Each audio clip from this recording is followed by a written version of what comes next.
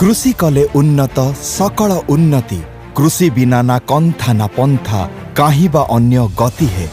दीर्घ 2 दशंधि धरी चाषी मानक उन्नति कल्पे संकल्पबद्ध थिबा नवीन सरकार कृषक मानक अर्थनैतिक अभिवृद्धि पाई आरंभ करिसेंती सबुठारु महत्वपूर्ण योजना कालिया। ओडिशार कृषक मानक कल्याण पाई 10,000 कोटी टंकार एक योजना। समस्त क्षुद्र और नाममात्र चाषी को 25,000 टंका मिलिबो 5टी किस्ती रे। भूमिहीन श्रमिक मानकु जीविका अर्जन पाई 12,500 टंका एवं वृद्ध और असमर्थ चाषी को वार्षिक 10,000 टंकार सहायता दियाजिबो।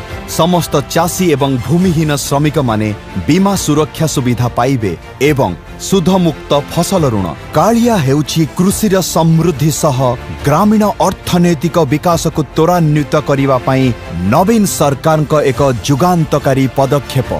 कालिया कृषि कले उन्नत सकल उन्नति।